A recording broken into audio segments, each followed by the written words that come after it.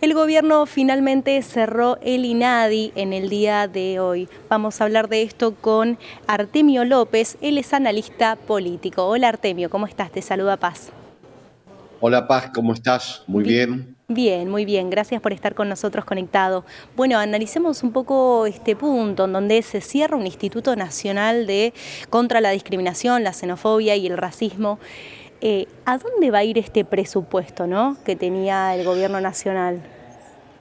Bueno, mira, primero que quiero dar una visión de tipo conceptual, después Sí, hablamos de números, porque dale. me parece que un instituto como el INADI, más allá de la lógica de su funcionamiento, que siempre se puede mejorar, debe Sí, existir, porque es evidente que a nivel de todas las democracias occidentales tuvimos un episodio reciente de impugnación del racismo en las Olimpiadas, estamos claro. observando el machismo, el discurso patriarcal, estamos observando que esa es una cultura que efectivamente se defiende en el conjunto de los países democráticos. Por lo tanto, es una muy mala decisión deshacerse de un instituto que, entre otras funciones, tenía la vigilancia de que no se produzcan episodios de estas características, xenófobos, Sí, racistas. Por lo tanto, conceptualmente está muy mal lo que el gobierno decidió. Desde el punto de vista del verdadero ahorro, la verdad que es absolutamente irrisorio, es una decisión de tipo ideológica, no estructural. Para que tengamos una idea, te doy sí, los datos de mayo para que veamos cuánto pesa en el ajuste cada uno de los ítems. En dale. mayo tuvo el gobierno un superávit Sí, financiero, que es el superávit primario, menos la deuda de 1.183.571 pesos. 1.183, 571 millones, 1.183 millones. Me confundo con los ceros. Pero veamos esto, que es lo sí, importante. Para llegar a esa cifra, el gobierno tuvo que recortar fundamentalmente el peso de los gastos previsionales. De esa cifra, de los sí, los 1.800 jubiles. millones, jubilaciones y pensiones implican el 31% del Claro, recorte. sí, La obra pública, el 23,6%. Los subsidios, el 12,7%, y así se desagregan otros ítems mucho menores. Los gastos de funcionamiento, donde estaría eventualmente implicado el INADI, el conjunto de gastos de funcionamiento del aparato de Estado, bueno, es del 10,8%. El INADI no puede representar más que el 0,1% de ese claro. gasto. Por lo tanto, vuelvo a insistir, el gran recorte en términos estructurales lo hace sobre jubilaciones, pensiones y obra pública. Sumados representan el 55% de la superávit fiscal del que se jacta el gobierno. Y el INADI es una decisión de tipo ideológica en un mundo que está girando a la defensa de los valores que, entre otros, defendía el INADI. Por lo tanto, es una decisión estructuralmente absolutamente baladí, sin ninguna profundidad en términos de ahorro Sí, e ideológicamente muy regresiva y autoritaria, por supuesto. claro. Artemio, y sabiendo esto que representa muy poco porcentaje, en donde quizás hay otros gastos que tiene el gobierno que son mucho mayores, que también igual hablemos de los jubilados y los pensionados, que también es una situación muy crítica, Sí, el el gasto que tiene el recorte. gobierno, el gran gasto que Sí, tiene el gobierno y no reformula y ni siquiera se sienta a discutir, es el gasto del pago de los servicios de deuda. La mitad del superávit que obtiene se le va en el pago de los servicios de deuda y se le ocurre recortar jubilaciones, pensiones, obra pública. Bueno, el INADI es un detalle porque no pesa absolutamente nada, no es un ahorro real. sí, Se le ocurre solo eso, cuando en realidad tendría que plantarse fundamentalmente para repactar un acuerdo que a claro, todas luces Argentina no lo va a poder pagar. El año claro. que viene nosotros no vamos a disponer de la reserva suficiente para afrontar el pago de la deuda externa, que representa, vuelvo a insistir, más de la mitad de ahorro que en términos fiscales produce el gobierno. O sea, no es que todo el mundo sufre de la misma manera el ajuste. Los acreedores no lo sufren, se cumple perfectamente con ellos sin ningún tipo de discusión, y los que más lo sufren son jubilados, pensionados y los gobernadores e intendentes, porque sufren la inversión, la caída de la inversión en obra pública, para no hablar de las transferencias a provincias. Yo vengo de La Rioja. Sí. A La Rioja el gobierno nacional le debe ahora, hoy, en la última liquidación, casi 140 millones de dólares.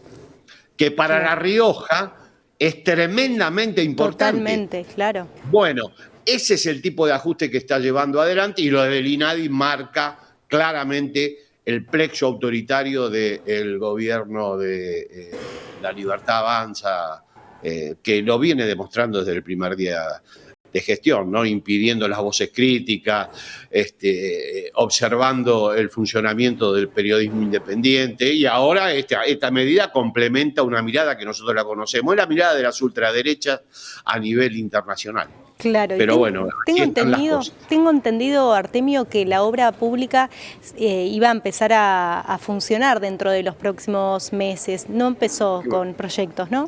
Mira, Paz, el gobierno dentro de los próximos meses va a hacer todo lo que no hizo en los 7 primeros.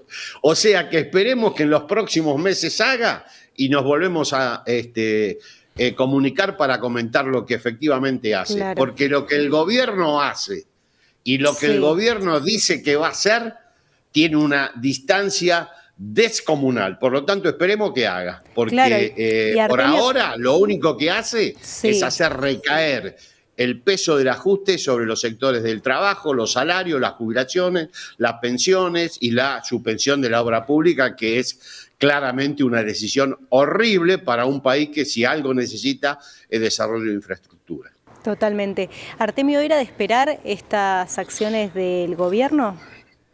Sí, de este gobierno es de esperar. Me parece que tenemos que todavía esperar que haya una sobredeterminación aún mayor de la actitud represiva del gobierno. No solamente represión física, que la hay. Recientemente le han dado posibilidad a las Fuerzas Armadas de intervenir en la política de represión doméstica a través de la figura del terrorismo, que es una figura absolutamente difusa, sino represión para el ejercicio del libre pensamiento y las libres ideas. Bueno, Jorge Fontevecchia, el director del grupo en el que vos desarrollás tu tarea, fue directamente amenazado por el presidente. Amenazado en cuanto a, no físicamente, amenazado en cuanto a la prosecución de su tarea de información. Dijo que el grupo iba a quebrar, bueno, una serie de adjetivos que también son bastante comunes en el presidente en ejercicio. Claro, totalmente, Artemio. Y te consulto en relación a qué medidas debería tomar el presidente en una situación económica tan complicada como la Argentina. Mirá, lo que debiera pensar el presidente es que tiene la concentración del ingreso más regresiva de los últimos 16 años, medida por el índice de Gini, que es un índice de concentración técnico, y la peor distribución del ingreso de la década. Por lo tanto, debiera revertir su mirada acerca de quién debe pagar el ajuste. Mejorar salarios, jubilaciones, pensiones y darle volumen a la obra pública. Revertir toda la mirada que tienen acerca de quiénes son los ítems, cuáles son los ítems en los que descansa el ajuste que lleva adelante el ministro Caputo, con la venia obviamente del presidente. Eso te diría en principio, revisar todo lo que piensan con respecto a cómo efectivamente Argentina puede ordenar su macroeconomía, que necesita ordenarse, pero no a costa de esta circunstancia tan penosa. Y con respecto a la mirada ideológica, yo particularmente no soy optimista, no coincido en nada en el paradigma ideológico que tiene el gobierno nacional, y no creo que lo revierta. Artemio, ¿considerás que tiene en la agenda a los jubilados para modificar la fórmula jubilatoria? Bueno, pero lo que pasa es que va a congelar la modificación de la fórmula, que seguramente va a acompañar a la inflación. Vamos a ver, porque siempre hay sorpresas. Se va a hacer a partir de esta estructura de jubilaciones tan menguada. Hoy un jubilado y pensionado que gana la mínima cobra un 50% menos en términos reales que en el año 2015.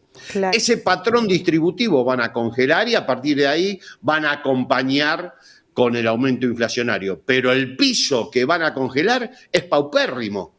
Hace que casi la mitad de los jubilados y pensionados estén en situación de vulnerabilidad social, pobreza, y algunos, si los hogares son numerosos, muchas veces la jubilación y pensión en épocas de crisis son el principal ingreso del hogar. Si el hogar es numeroso, están en situación de indigencia. Eso congela la nueva fórmula, ese patrón distributivo. Claro. Es lamentable que suceda así. Hay que primero mejorar y después eventualmente acompañar los aumentos de jubilaciones y pensiones vía una fórmula que contemple la inflación. Pero primero mejorar el piso, si no, ¿qué es lo que congelamos? Claro, totalmente. Artemio, gracias por estar conectado con nosotros. Gracias a vos, Paz. Hasta